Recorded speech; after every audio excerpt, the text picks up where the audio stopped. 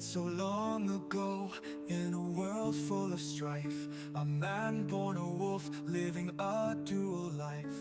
With magic in his veins, he walked the school hall, learning the arts, answering the call. But fear was a cloak he had to wear tight, hiding his truth, keeping darkness from light. Those who were scared turned away in despair, yet he bore the burden, he chose to take care. Now the times have changed, the monster's no longer scared. He's retired from magic, but his stories still flare, with tales of heroes, of legends so grand, selling dreams of the past across this vast land. In the shadows he lingered, where darkness would creep, protecting those kindly, never losing sleep. A guardian of secrets, a keeper of lore, he wandered through echoes, hearts wanting much more. No longer the wolf, but a sage with a pen, turning back the pages, reliving back then. His stories weave magic in the minds of the young, of battles and triumphs, where songs will be sung. Now the times have changed, the monster's no longer scared. He's retired from magic, but his stories still flare, with tales of heroes, of legends so grand, selling dreams of the past across this vast land.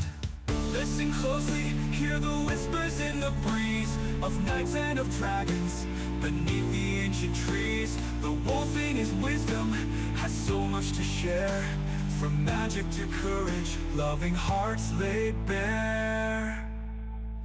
So gather round, children, let the stories unfold, of a man who had magic but chose to be bold.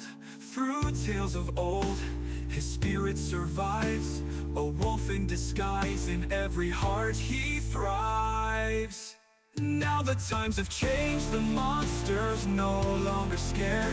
He's retired from magic, but his stories still flare, with tales of heroes, of legends so grand, selling dreams of the past across this vast land. So remember this lesson as you look to the skies, even hidden beneath, we see with our hearts, not our eyes. For every wolf's journey, there's magic in the tales of kindness and courage, where love prevails.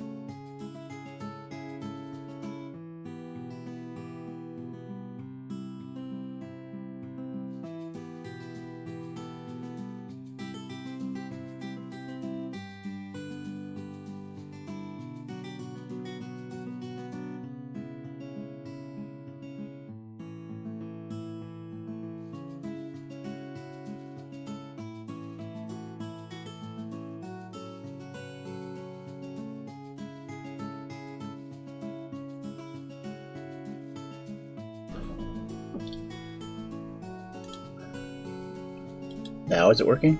There we go. I don't know why OBS took my microphone off. I haven't turned on the cat light either. But yeah, running late. I was having to deal with medical documents, so let's not get into that too much. Go ahead and try to see if I can get into the story. Hey, guilty. Congrats on second.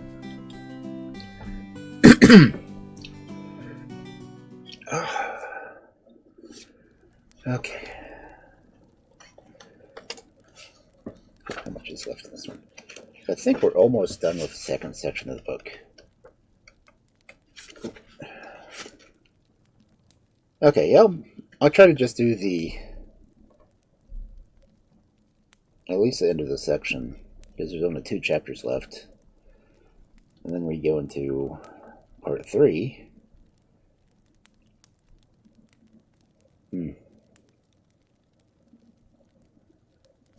Anyway.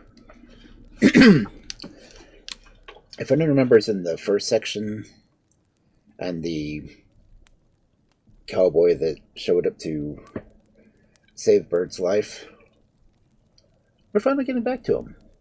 I mean, he was mentioned in that chapter saying he was a child of misfortune. Well, guess what this chapter's name is? Chapter 16, Burying the Child of Misfortune. That fall, Mr. Hardy got a letter telling him there were several head of cattle belonging to the C7 near the Montana line, some 60 miles from the ranch, so I took Roy Shoemaker and started after them. Roy's parents lived near the given location. It was there we first went. There was a big camp meeting going on in the neighborhood, and his family insisted we go to church with them for a few days. Roy had a pretty gal he was sweet on, which made it no trouble for him to want to stay an extra days. Roy told his family about my saving the weavers, and that I was the best rider and roper on the ranch. An old man and his 3 boys had 2 6-year-old horses that had never been broken. Yes, we shall all remember Cowboy Dick. The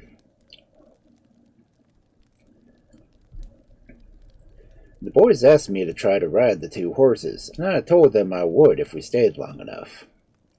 That was on a Saturday. Sunday in church, the preacher told the crowd about my desperate leap from the banks of the Grand River to save the weavers, and when the service was over, many fine people shook my hand and thanked me for what I had done. Mr. Weaver and his family were apparently well known in that area. Mrs. Weaver's parents were there that night. They both rushed up to me and hugged my neck and crying and making a fuss over an old rugged Texas cowboy.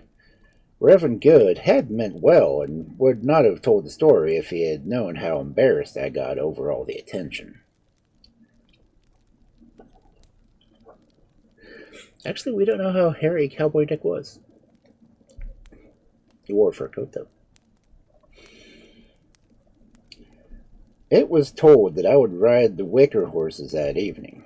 By this time, Roy, his girl, and his family arrived at the wicker pasture. A crowd had gathered to see me ride. Some of the boys brought the horses round the pasture, and Roy showed me how he could handle his rope.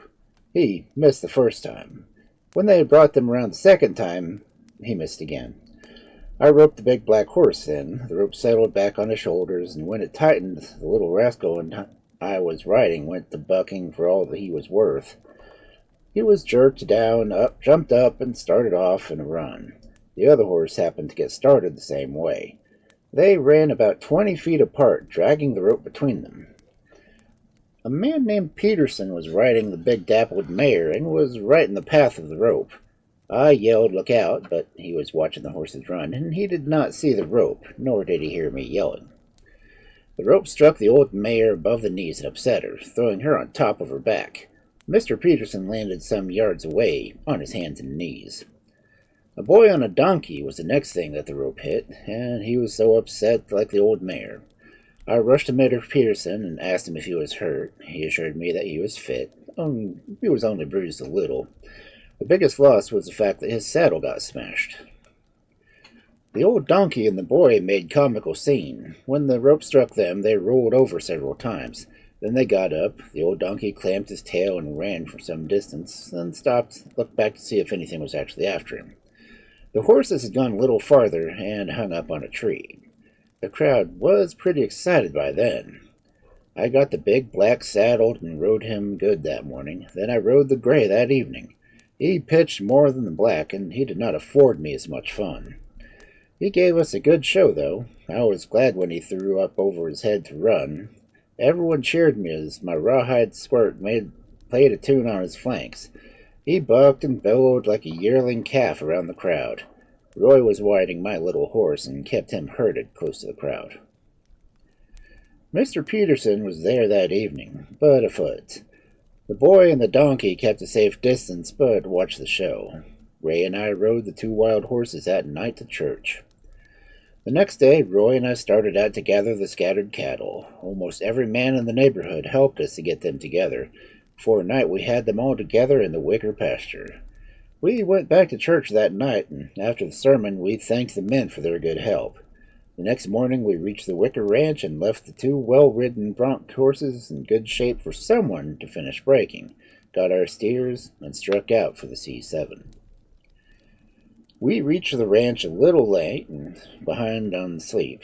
We hadn't been at the ranch many days when Mr. Smith from Bullhead, father of my friend, Percy, came to the ranch asking for help for a special job on the reservation.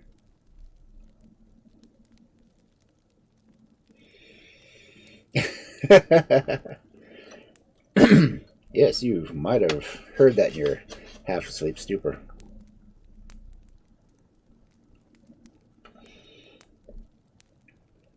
Mr. Hardy sent me, and as fate would have it, I met you Cohens, the child of misfortune. The Indians had gotten so bad about killing cattle for their beef that the government agency had appointed an officer to patrol the range. But the 1st of September, word came from the state officers along the west line that horse thieves were stealing up the Montana and Wyoming, and were moving them eastward and selling them to the settlers east of the Missouri. One day, while riding on the south side of the pasture, I found where a large drove of horses had been driven across the prairie, not many hours ahead of me. I followed it to the south fence of the Morris holdings and found the fence cut and the wire thrown back, making a gap in the fence that showed many head of horses had just passed through. It was at least 50 miles from the C7 and some 65 from the nearest town where I could get the officers to aid me. I mended the fence as best I could and took to the trail. I followed it until dark, and though I could not see the trail, I kept on in the direction that the horses had been traveling. It was near midnight that my horse threw back his head and nickered. I knew by that other horses were near. He turned to one side and quickened his gait, and it wasn't long until we came sight of a large drove of horses. I couldn't see anyone, so I rode around the horses as if I were in the herd. Shortly I came upon the herder on guard. We were riding in the same direction. I rode faster and whistled to him. He stopped his horse and waited for me. When I drew near, I spoke, but as a woman's voice assured me in stern, commanding tones. She ordered me to put up my hands. I was so surprised to find a herder was a woman that threw my hands up. I stopped on the spot and spoke to her. Beg your pardon, miss, but I thought you were a man. I was hunting your camp. Are these your horses? What difference does that make to you? It's none of your business. May I leave? I asked. You may not. Her voice was cold and hard. Who are you, and where do you belong? Why are you here? I'm Byrd Cochrain from the C7 ranch. Why are you hunting our camp? When I struck the trail made by these horses, I intended to go to the Black Hawk Line camp and stay all night, but I followed these horses as far as I can't get back before daylight. You're a dandy. Why overtake these horses? She asked in a kinder tone. I found a cut in the fence and wondered who was driving so many horses. I wanted to find out why they cut our fence and left it open for our cattle to drift out. What's your name again? Byrd Cochrain. I'm from Texas. Been here in Dakota since May of 1910. Working for Charlie Hardy on the C7 ranch. Big spread, too. She mumbled my name a couple of times more to herself, then aloud to me. Why are you repeating my name? I don't know you. I feel certain. I used to know a man in Grayson County, Texas, named Byrd. Yep, Stephen Byrd Cochrain. I remember now. My dad taught school in Grayson County when he was a young man. How old would he be now? 55. No doubt it was your dad who used to hold me on his knee and show me how to write the ABCs. I left there when I was 14, though, and haven't gone back. Quickly she changed the subject. Do you have a gun? Yes, I've had an automatic pistol. Let me have it, she demanded. No. Then you're a fool, and I ought to kill you right here, she snapped. I hold trumps tonight, my dear, for my right hand rests now on the saddle fork with a gun ready for action. She said I was bluffing, so I touched my horse and took a few steps towards her. I asked for her gun, telling her I was temporary officer of the reservation. She handed it over with lots of cursing. I had her, but didn't know just what to do with her. I'd never dealt with a woman thief before, asking her questions but got no answers. We rode around the horses, and I even thought of stampeding them so I could catch a fresh horse to ride, as mine was fagging pretty badly. We both needed rest and food. I don't want to cause you any trouble or delay, but why are you acting this way? Did you ever hear your dad speak of the Fisher family who lived in Grayson County? Well, yes, many times. I heard Dad tell him of some tragic that happened to him. It was vague, but I remembered hearing him tell it. Well, I'm Pink Fisher. If your dad told you much, you can probably guess the rest. My three brothers returned from the war, Dad sold our place, and while the boys were in Jefferson getting supplies, three men came into my house. My sister, Molly, and me hid and watched in frozen horror as they tried to get Dad and Mother to tell us where they had hidden the money. Pink Fisher stopped long enough to take a deep breath. Then she continued. My brothers had the money with them, but the folks were forced to walk on some hot coals. Dad's eyes were poked at, and by the time the men left, my folks were nearly dead. When my brothers returned, Molly told them who the men were. They rode into Whitesboro, Texas, a small village not far away, and shot three prominent businessmen just on Molly's word. One man was a cotton buyer, as best I remember. Molly stopped her story. Oh, that's supposed to be heard. Molly stopped her story. I remember Dad telling about how the three boys had gone to Dodge. 4 years later, they returned. Molly had married, and Pink was living with her. Okay, he's just confused. Pink stopped her story. I remember Dad telling about how the three boys had gone to Dodge. 4 years later, they returned.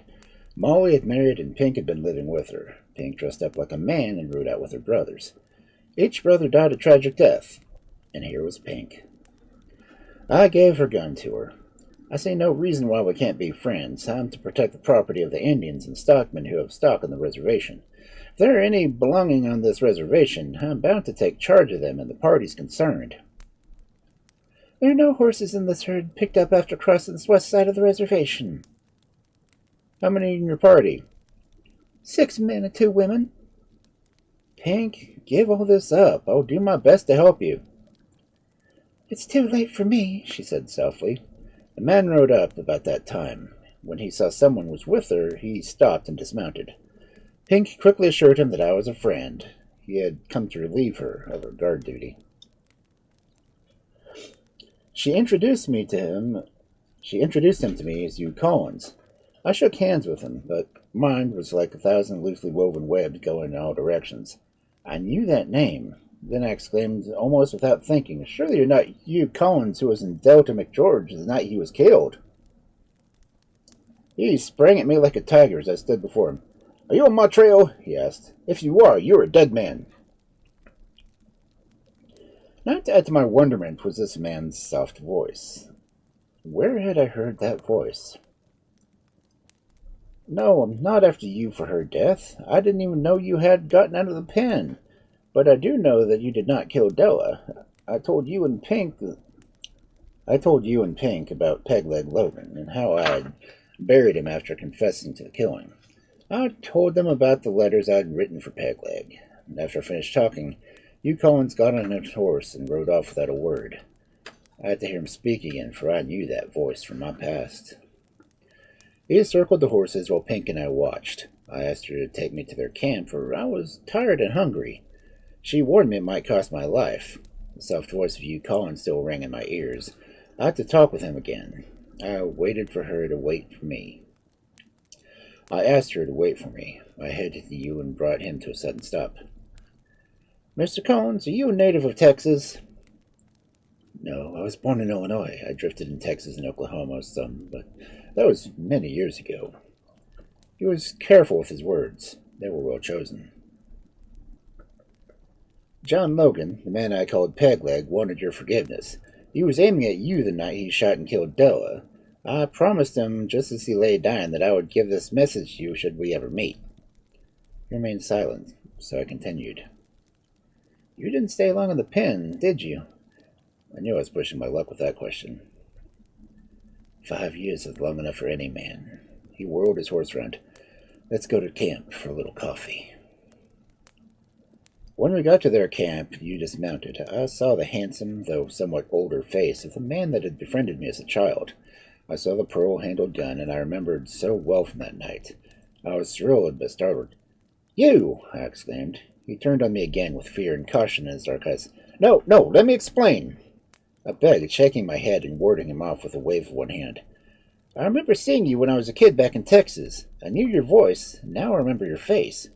You remember the man working for Dan Wagoner on the DDD ranch named Jack Humphreys? I'm the kid that kept old Jack from... that you kept... Ugh. I'm the kid you kept from old Jack from whipping when I refused to buy whiskey. You were a stranger in our camp, and all the men thought I knew you. I never caught your name. He shook my hand and smiled. He remembered me well, and he offered me a pan of beefsteak and some bread, and we talked a bit more. Then my quiet friend left to guard his herd. Pink watched until he was gone, then turned to me. All my brothers are dead, 2 from gun wounds and 3rd illness. I've lost all trace of my one sister, Molly. I stayed with my brothers until they died. Then I began to live among the outlaws I've been for so long. I've been with the cattle thieves and rustlers for many years. I met you in Oklahoma right after he escaped from the pen, and we've been together ever since. We have a son, though we never took out a lawful license. Pink rode off into the night, and I rolled up on Yu's bed and went to sleep. Next morning, when I awoke, I found myself alone. All the camp equipment was there. My horse was still staked where I'd left him that night. I saddled and started looking for the horses. I had a job to do, regardless of who was involved. I found the trail where they were driven due east from the camp. I could not tell whether the horses were stampeded or being driven fast, but I could tell they were doing some quick traveling. As I rode along the trail, not fully decided what to do, I heard shots being fired ahead of me, 2 or maybe 3 miles away. I spurred my horse and soon topped a high hill where one could see the county for miles.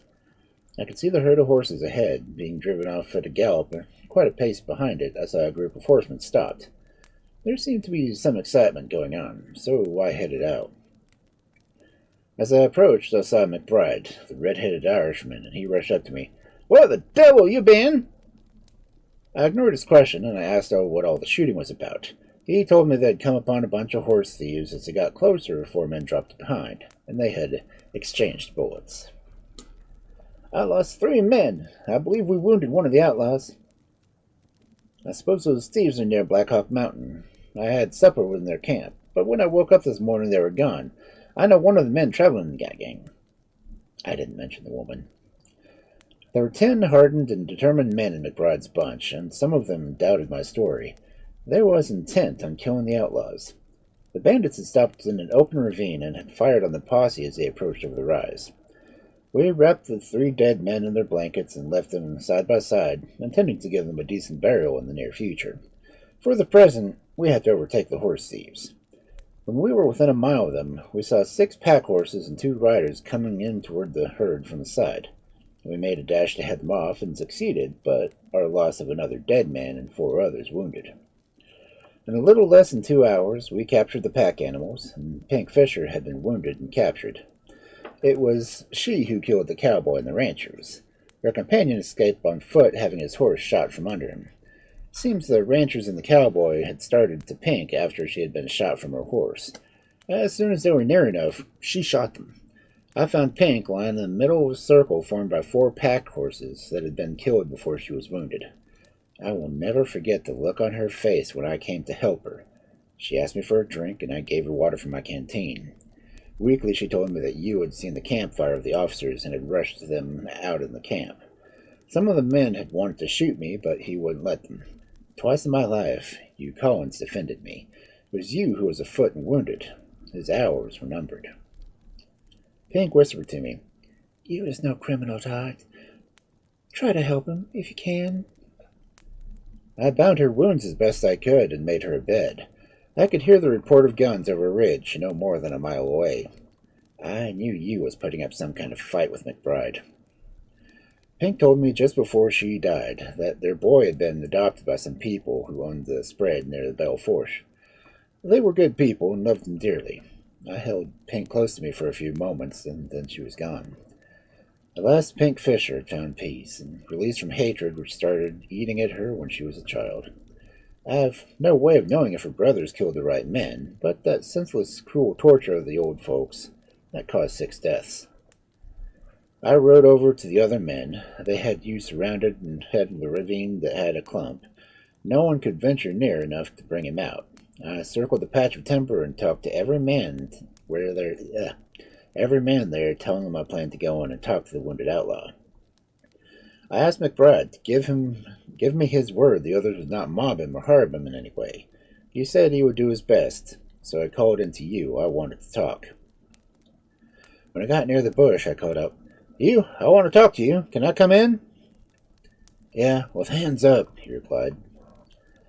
I found him in bad shape. He was one broken arm and was bleeding profusely from a bullet which had lodged in his side. I asked him to let me carry him out. "Is Pink dead?" were his first words to me when he met me face to face.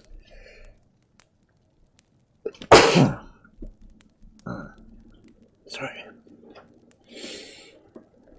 "Yes, she's gone. You are crippled and have no chance. Please let me help you. I will stay with you to the end of your troubles." You handed me his rifle and unbuckled his belt. I helped him on my horse and led him from the thicket. The men were discussing what they would do with him. I said, "Man, this man is my prisoner, and I swear by God not one of you will lay a hand on him without killing me first." One man retorted, "You talk mighty big, kid. Be so damn small." I made no reply, for McBride kept his word and ordered the men to settle down. You asked me to take him to Pink before I took him away. I did, in fact. We made a dry camp that night around the area. You lay on the bed beside Pink. I dressed his wounds and tried to make him as comfortable as possible. I sat by his side that night, and he told me little about his life as an outlaw. He died sometime in the early hours of the morning. I pulled the tarpaulin over the two of them and tried to get some sleep so I could move on the next day. Around 4 o'clock the next evening, we came upon the rest of the thieves in the valley in the cottonwood thicket near the Missouri River. A man was sent to Mobridge that night to phone Fort Yates officers. Shots were fired, but before any help came, the outlaws left the horses and scattered across the river. Later I buried Pink and Hugh side by side. A man named Major McLaughlin came with the soldiers who were dispatched from Fort Yates. I told him all I knew about Pink and Hugh. Then I headed back to the C7.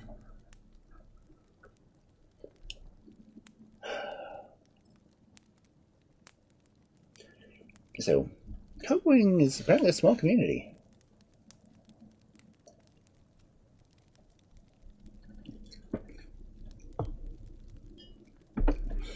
You have no ball.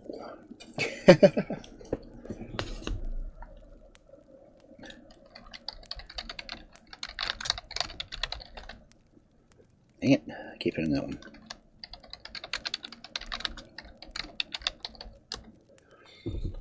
That's what happens when the finger's numb. Anyway, that was the end of that chapter. And I got one more chapter left of the Dakota area, hopefully.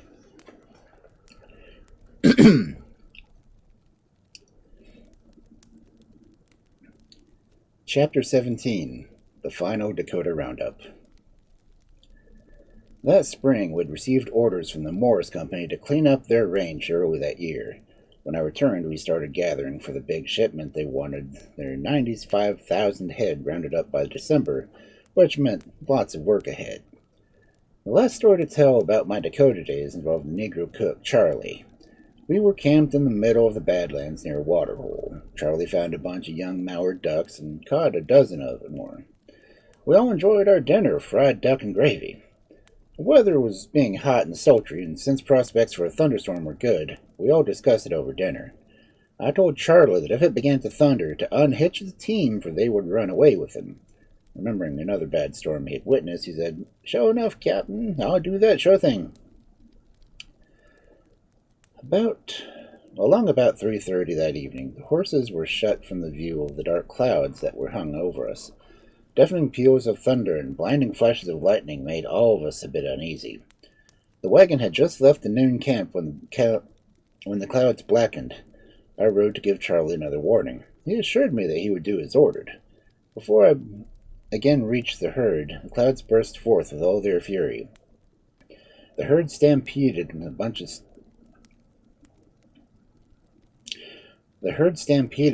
steers that were gathering almost at the same time.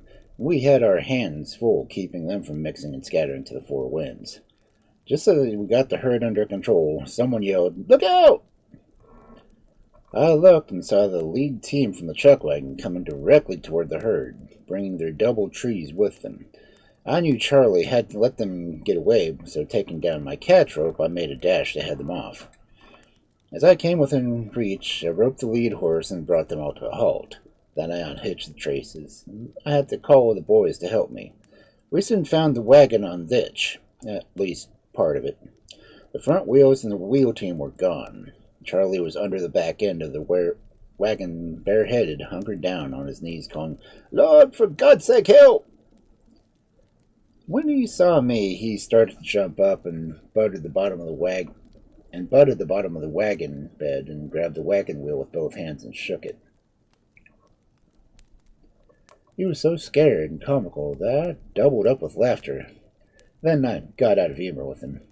The team had broken the coupling pole in the wagon and run off with the front wheels.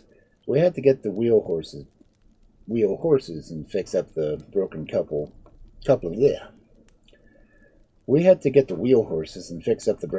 pole before we could move the wagon. That poor Negro was always getting scared and getting into trouble some way. I told him to get on my horse and drive up the horses one day. He got on my horse but failed to keep his seat. He went straight up into the air and came down on his head.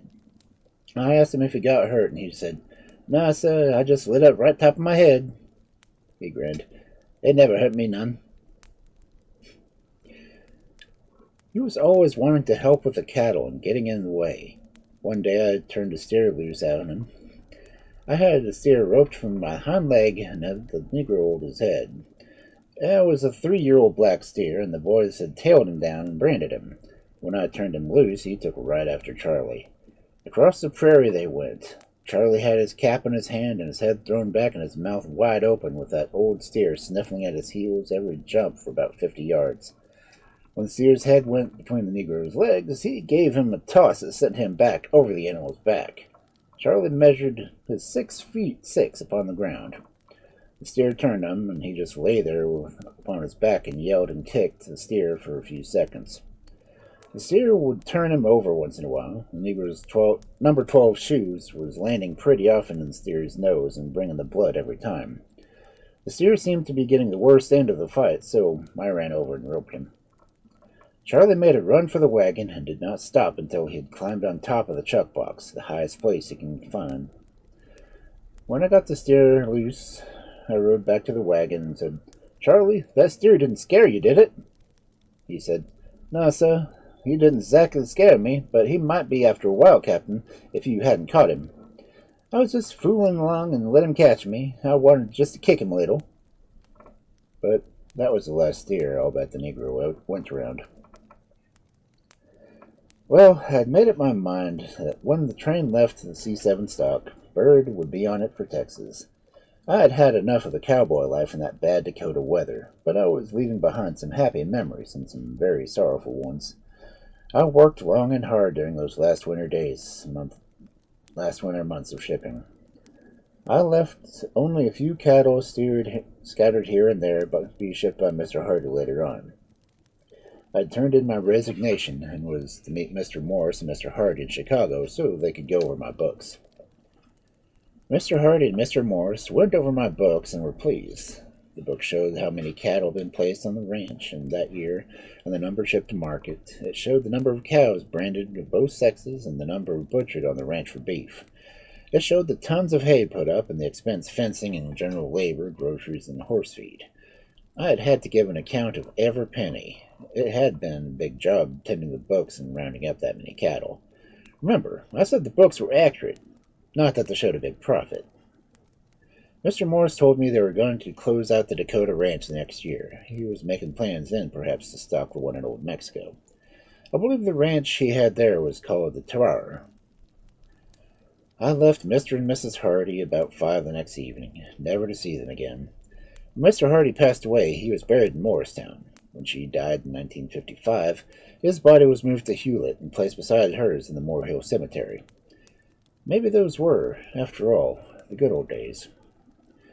After I bought my ticket and checked my baggage in Vernon, Texas, I had 30 minutes to wait for the train to Kansas City. I walked on from the depot about 3 blocks, and then suddenly I was standing in the corner of a dark alley in the red light district watching the lights of the boats as they glided along the waters of the Mississippi River.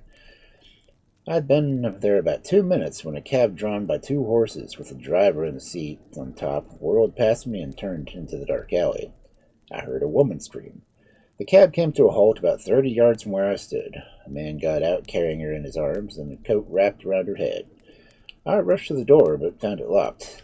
I went around the corner and turned to the dimly lit street and down the opposite of the basement in the back of the building. I found a stairway entering a room filled with girls dressed in tights and other scanty attire. Many hard-looking men were there, too. I made my way to the back, which was partitioned off by a plank wall. The first hall led into another hall going the opposite direction. Everything was still. I turned to my right and walked to the end of the hall, then turned and started the other way, stepped as light as I could in my riding boots. I heard the woman scream again. I ran to the door and hid it, but found it locked. I banged on the door and backed across the hall with my gun in hand and waited. The man yelled, "Who are you? What the hell do you want here?" Just then a bullet came through the door and struck right above my head. I put a bullet through the lock on the door and struck with all my strength. The door came open, and I found myself in the middle of a matchbox room. It contained a bed, a dresser, a chair or two. I pressed my trigger again, and my bullet hit the man in the arm. I had purposely only wounded him. He fled, holding his bleeding arm. Let's get out of here fast. "Let's get out of here fast," I told the young girl. I could hear people running down the hall. I had to do a bit of ducking and dodging, but we made it to the street. She jumped into a cab in one direction and headed out for the depot. As I sat in the train looking out the window at the relief of the dim lights, I breathed a sigh of relief. Goodbye, Chicago and Dakota. I bid you adieu. I may go to hell, but never back to you. There could be no other explanation about the girl other than she was being forced into the business of prostitution.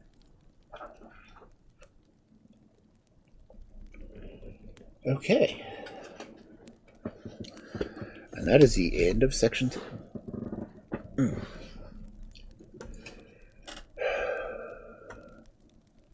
I think I'm going to take a break. I'll probably just push the ads. I'll see you in a bit.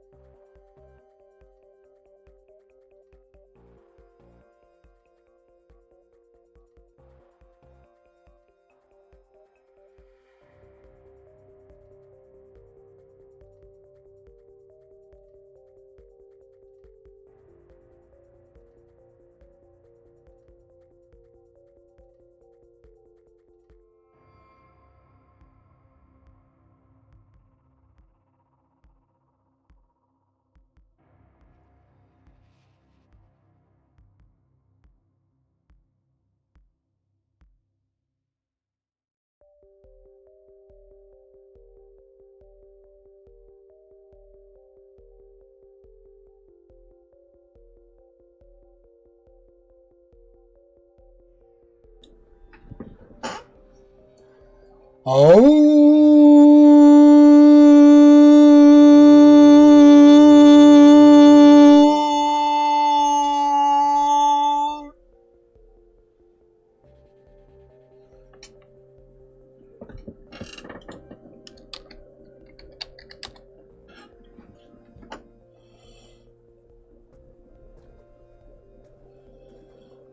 I just had to record myself howling. Again. Because I have a redeem that has my howl on it already, I think.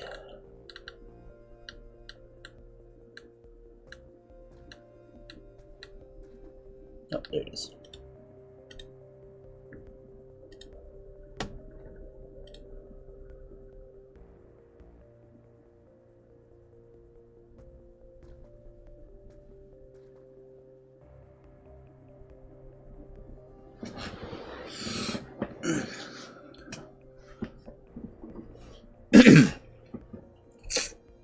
Boop. Okay. Back from ads once again.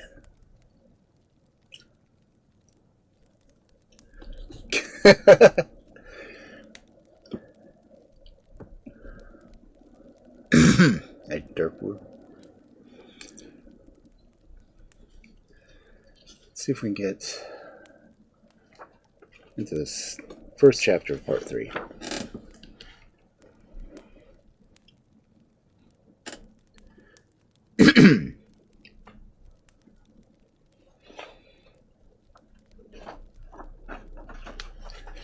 Okay. Part 3, Dead Man's Corner. Chapter 18, Over the Continental Divide. After many long hours of travel, I arrived in Vernon, Texas, worn and sleepy. I boarded another train for Harold, where I spent the night with an uncle and his family. From him I borrowed a horse to visit the old home place, 15 miles south of Harold. My folks were no longer working the land, but were living outside Midland, Texas. I didn't spare horseflesh as I sped over the roads that I traveled so many years hence. The country really looked different to me. Where the horses had once stood, patches of weeds dotted the land here and there. Fences were either gone or in desperate condition. Windmills were silent and still. I knew then the old way was gone for me forever. The West had changed all the things I do.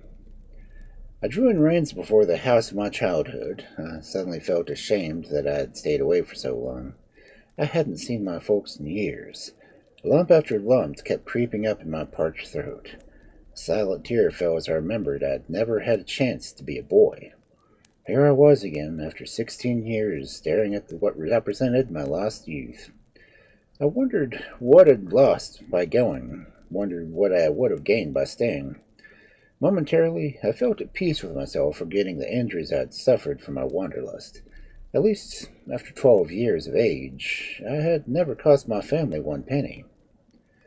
I went to the front door, but found it locked. Everything was quiet and still. The barn was falling, and the wheat granary was gone. I pried open a window and went in.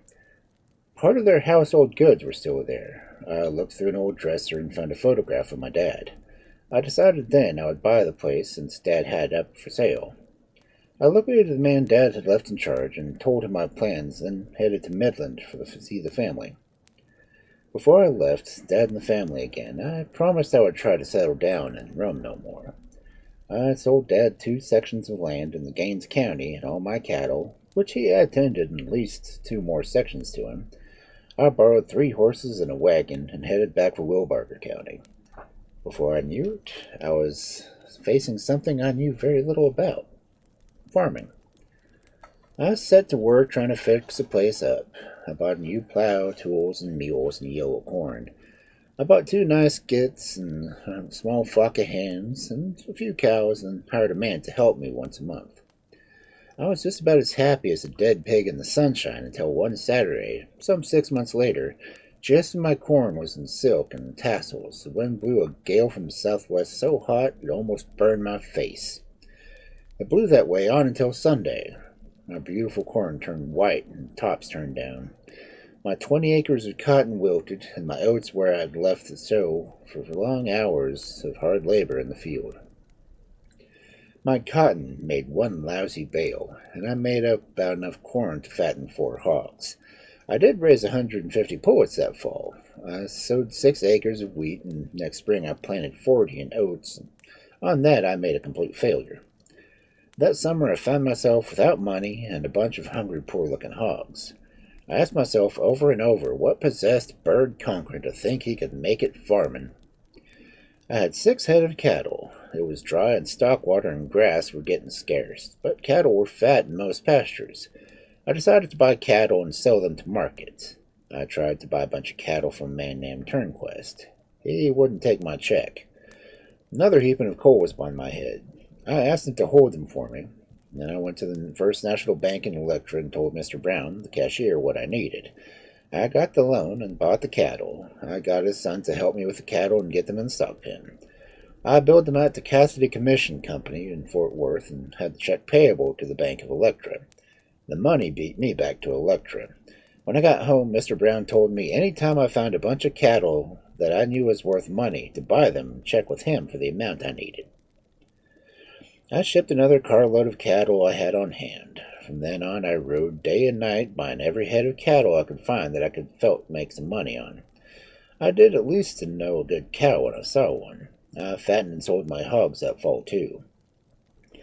In January of 1912, I had a nice-sized bank account. I sold my teams and farming tools and leased all the grass I could get.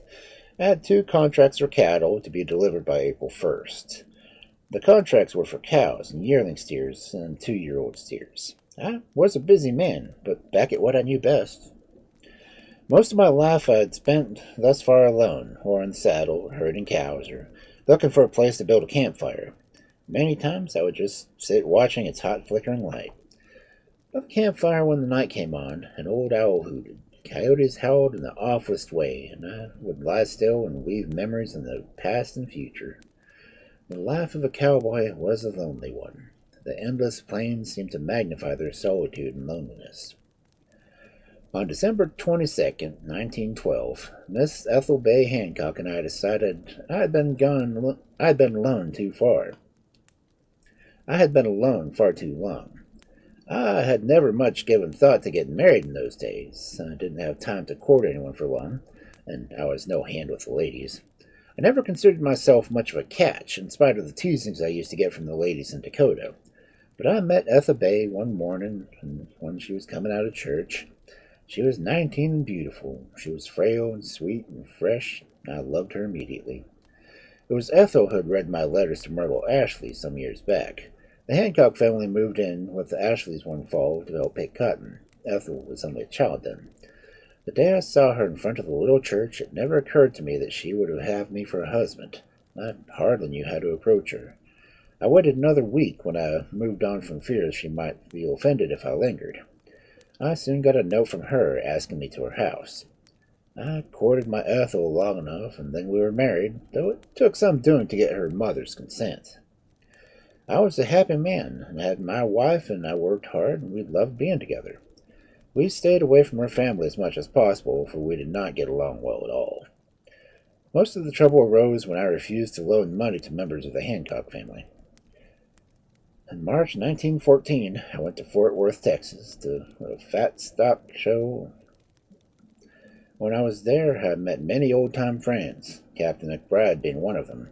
He had left Dakota, too, and was in the field inspector for the Cattle Association. He encouraged me to join, and I did while we were still living outside Harold. Many unpleasant things had happened to my wife and me. We were destined to have only a few short lives together. When our baby boys started coming, she became ill and was hardly able to take care of them. I had to be away from the home quite a bit to make enough money to pay our doctor bills. The drug bills for Ethel were piling on me. Her brothers pestered her, telling they were going to kill me. They were usually drunk when they made such threats. I stayed away from them in order to keep her content. I had a family and wanted no trouble from anyone. In the month of February 1917, I received word from McBride about some land that could be bought in New Mexico. He told me about thieving and killing that was going on the New Mexico and Arizona border and over into Colorado. The rampant lawlessness New Mexico has experienced at the turn of the century was unequaled by any other state. McBride had recommended me for a special job. So, rolling my 30-30 up in my bedding and stacking my saddle, I sent them to the depot and skipped to be shipped. I kissed Ethel and our 4 baby boys goodbye. I told her I would send for her just as soon as I found us a home. I was eager to get away from her family since her health was failing, and their aggressiveness towards us wasn't helping her get well. Any change for us would be a happy change, I felt. I had another consideration. The climate and change of scenery might help my dear wife's failing health. I wanted so much to see her get well so we could have a full life together. I went to Denver to McBride's office. We shook a hand firmly and he slapped me a good one on the back. We talked about the Dakotas for a spell, and then he had his secretary draw me a map for the place I was to go. He told me if I liked the land and wanted to buy, he felt he would help my wife's condition, for I had told him of her poor health. I promised him to do everything I could to get information on the rustlers who were being allowed to run wild in Socorro County. Socorro County, New Mexico, was a boiling focus of that generation's long struggle between native Mexican and transplanted Texan for control of the big state's eastern section.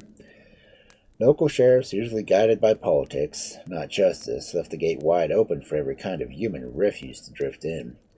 It was not unusual for a man to surrender to the law for protection, then get shot in the back or turned over to the vigilantes gang. Rustling had become a way of life on the frontier, and such habits were not easily broken. And since most communities had their legendary gunmen such as Blackjack Ketchum, Clay Allison, and others, Socorro had a man named El Fuego Baca, who became a legend in his own time and ruled the entire county with no questions asked.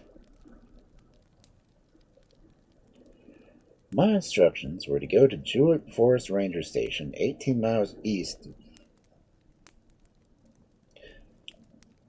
My instructions were to go to Jewett Forest Ranger Station, 18 miles east of the Aragonal state line and 93 miles west of Magdalena. On a horse ranch, I bought 2 good saddle horses. I packed one and saddled the other, tied my pack horse to the saddle horse's train so I could have my hands free at all times, and the horses would have free access to the mountain trails and they could get used to the travel. Then I headed straight for Magdalena. I made no unnecessary stops on my way. I camped where I was when night crept upon me, provided the surroundings were favorable. In Magdalena, several people looked over my 2 fine horses with interest. The Red Roan was a fine saddler, and the Blood Bay was a stout build and showed strength and hardiness in every limb and muscle. I asked no question and answered none. I loaded my pack with provisions for myself and the horses, ate, and headed westward. I had been warned by McBride to mind my own business and to keep my ears open.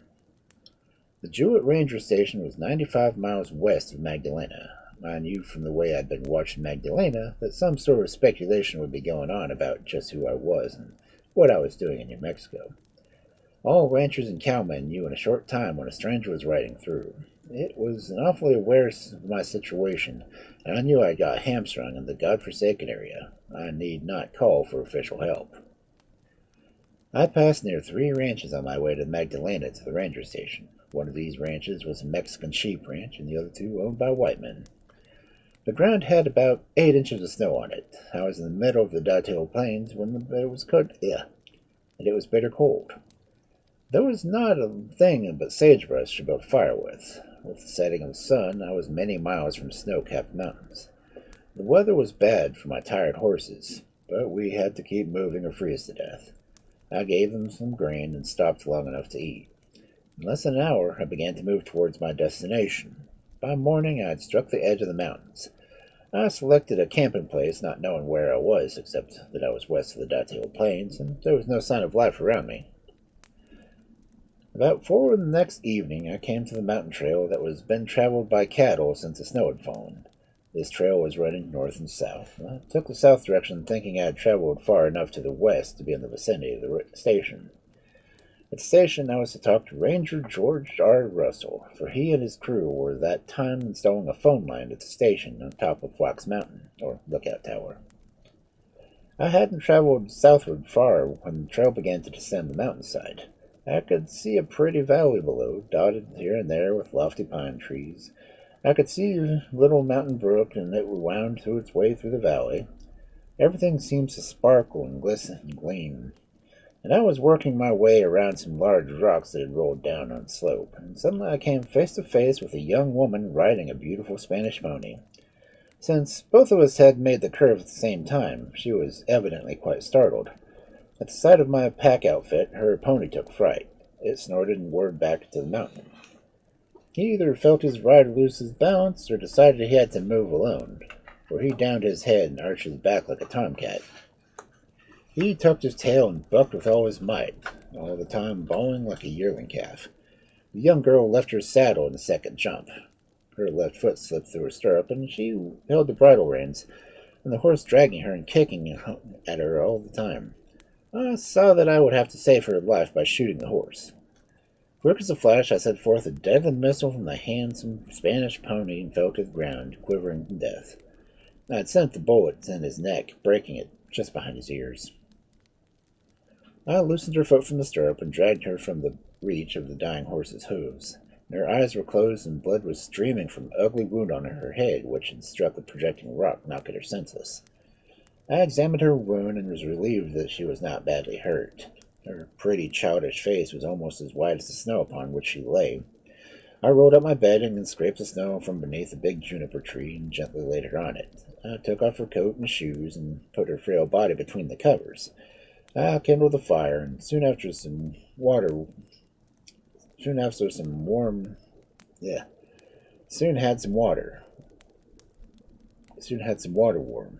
I obtained from melting snow in the frying pan.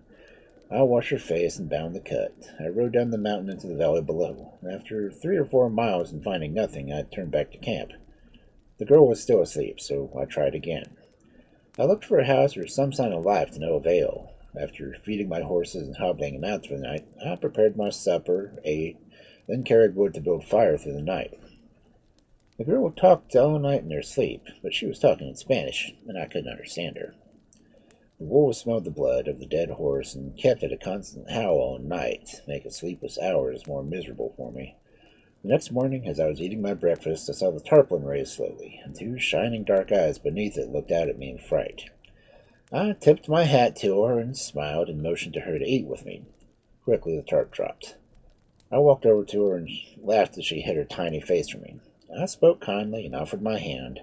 I left her alone for a while, and she idled up beside me to be closer to the fire. I motioned for her to sit and eat.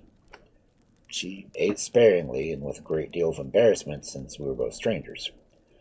After I cleared away the dishes, I took her saddle from the dead horse and put it on my pack horse, and motioned for her to take the lead of my horse. I left my outfit behind. After hours of riding, we drew rein for a prosperous-looking house with a large barn and tall stacks of oats nearby. She dismounted and motioned for me to do the same. She called to a boy who was in the barnyard to come for the horses, then she motioned me towards the house. Her mother met us at the door. She was a beautiful middle-aged woman, tall and slender, with black hairs and eyes. She had flawless white skin and fine features. The family was apparently well-to-do. She hardly noticed me as she embraced her daughter, speaking rapidly to her in Spanish. I realized the girl was explaining to her mother what had happened to her. Her mother offered me her hand and pulled me into the house, offering me a big chair. She and her daughter left the room for a while. Shortly, I was dozing in the chair. Between those moments of consciousness and unconscious sleep, I could hear the crackling of heavy logs in an open fireplace. The footfall of heavy steps roused me from my sleep. The door opened, and a dark, heavy-set Mexican stood before me, offering his hand in a friendly gesture. I introduced myself. Welcome to my ranch, friend, he said in a fairly good English. His name was Fidel Armijo. He assured me that his lasting friendship. He then told me his wife's mother, Candelaria Chavez. Chavez was mounted police in the area, and Fidel Armijo was sheep and cattle inspector. Unknown to me then, these two would soon take my side in one of the hottest gun battles I was ever in. Soon after dinner, I rode back to the trail the girl and I had left that morning. I reached my camp and packed and journeyed until 9 that night. When I drew rein before the Hewitt Ranger Station, which had been my destination all along, I called out, my voice echoing through the chill of the night. A friendly voice answered, Hello there! I saw a light in the window from the neat three-room structure which served as headquarters and living area of the head ranger. George D. Russell helped me put my horses up for the night. Then he took me into his kitchen and set a plate before me. He and I talked about the country and the possibilities of one buying a small ranch. He told me he had moved there from Big Bend County from southwest Texas only 3 months before. He didn't know much about the area. He was a native of Texas in every respect. Ranger Russell had left the ranger station for another assignment before I returned to Texas. He had two brothers, Billy and Barry, who were also forest rangers. Barry was a fire guard in a nearby district. When war broke out, Billy and Barry and another brother, Benny, volunteered, but the Forest Service asked Mr. Russell to stay as he was badly needed. George's three brothers are Billy, Barry, and Benny. Okay. I told Mr. Russell I wanted to settle somewhere near the ranger station if I could find a place.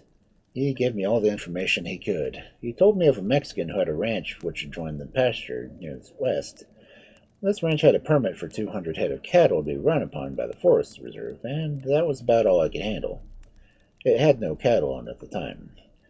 Well, he went with me to inspect the property. Later he surveyed it for me without charge. He refused to pay, so I went to Magdalena one day and bought him a new hat. The next morning I arrived at the station. Mr. Russell and I stood in a large sandstone, which was at the base of a hill, rather high sandstone ridge that projected to the valley from the mountain that towered above us on the west. From this spot we had a good view of the valley and the surrounding mountains. We could see the noted NH Ranch on the east side extending to the north. We could also see the ranger station in the center of the valley, and the Conejo Ranch on the west side extending into the mountains. There I saw two log cabins owned by the Conejo family. Mr. Russell told me that Mrs. Nellie Whiskers Conejo, widow, owned the two cabins, and that she might sell part of her land to me. Mrs. Conejo was a full-blood Irish, and she had married a Mexican when she was a young girl living in a mining camp in southeastern Arizona. She had lost her husband, so loading up her three sons, Juan, Henry, and Ambrosia, and what belongings had, they headed for New Mexico. When she saw the beautiful Queen's Head, she said, "Boys, at the foot of this mountain we will build our home." And that is what they did.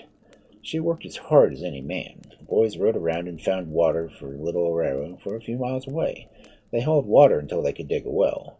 They cut and prepared logs for a small cabin. All their supplies had to be brought by wagon, and the nearest village was Aragon, 6 miles through the rugged mountains. The two cabins were built not far from each other. George Russell talked to Mrs. Conejo about me for the land. I saw a horseman leave the NH Ranch. Mr. Russell focused on the field glasses on him and told me it was Clay C. Cooper. I had heard of him, but made no mention of the fact. Mr. Russell told me Cooper was the owner of the NH Ranch and that he started the reserve, a little town on the Blue River, 45 miles from here. He had a horse race match with some man from Roswell the next day. There was to be turkey shooting and bronc riding and roping and other contests held in honor of Washington's birthday on February 22nd. Yeah, I can just imagine Irish Mexican food. Papas Fritas. I decided to overtake Cooper before he entered the Mexican town that night.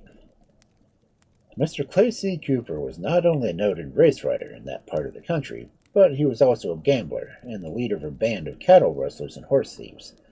Law enforcement was so poor in that area that no one had ever been able to prosecute Cooper. Cooper himself was a deputy and a game warden. He had El Fuego Baca, who, among other things, was his lawyer, hired by him to defend him or any one of his 3 boys who got in trouble. Cooper was also known as Boogerface, though no one dared call that to him within hearing distance. It seems the old fellow was caught in cards one night at the reserve and got his face cut up, leaving an ugly scar. He had surely been given a good handle. In earlier days, Reserve, New Mexico, was known as Frisco. There was Lower Frisco and Upper Frisco. Mr. Russell told me that Cooper had once tried to involve him in a game law violation. He said, but I got an arrest on him and he sent him to jail in the county seat for a few days before we could make bond. I ran Copper's hogs out of the corn patch, and he came running at me with a rifle to the quarrel. I didn't back down. No siree. I sent him back the same kind of argument. I told him I'd kill his blankety blank hogs if he didn't keep them up. And that's about all the trouble I've had with him. But he's a mean one. Yes, it actually says I would kill his blankety blank hogs. Soon I left Mr. Russell to overtake Boogerface Cooper. I would hate to be saddled with Boogerface Cooper. But they named the son Ambrosia. That's Carrejo. That's Carrejo. Kind of curious what kind of interesting history they have. I'm gonna have to look them up.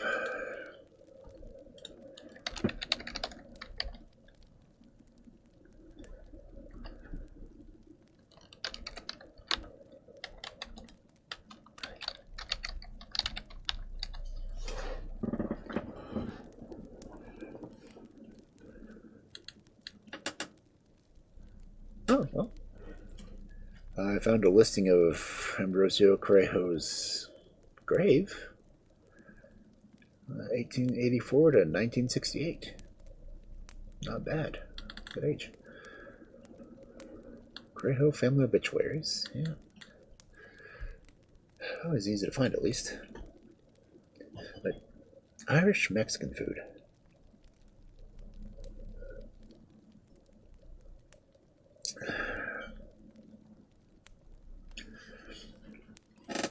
And since recipes were typically handed down family, that would be an interesting thing to find. But I think I'm going to go ahead and cut off for the night. I got 3 chapters, and we're into the third section. Ooh, noisy book. And I'm not sure how well I can keep a straight face talking about Boogerface Cooper.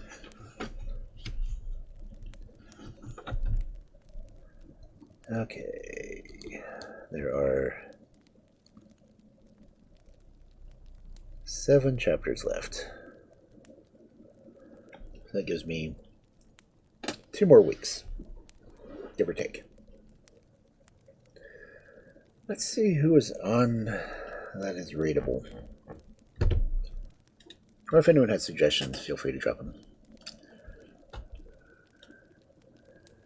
See, one person I was watching is over.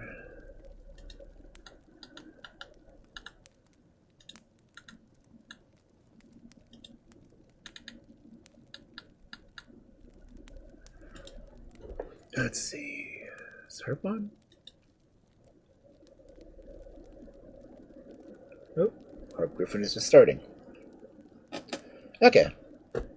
Done with the reading.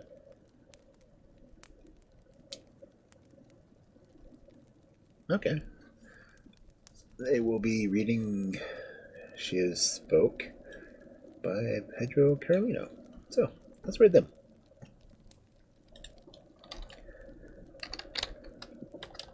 Yep. There's a subscriber message. There's a follower message.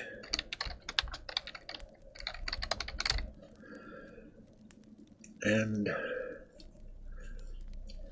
I haven't decided what I'm going to do tomorrow. If I'm going to go ahead and start the Lilac book or some other option. But yeah, hopefully I will see everyone tomorrow. Have a good night.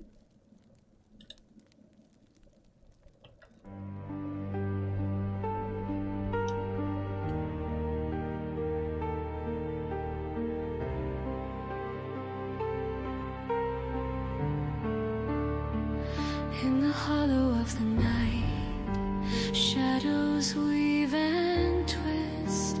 The wolf has told his stories, wrapped in mystic mist. Lurking in the silence where the echoes softly play, the echoes of forgotten tales dimming as they sway. The hours drip like candle wax, slowly melting gold. Lands of frost and twilight, secrets yet untold. The forest breathes a shiver, its ancient heartbeats thrum. Underneath the silver glow, the wild whispers come.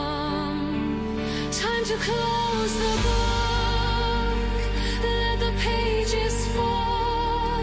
You've roamed the winding paths, now heed the twilight.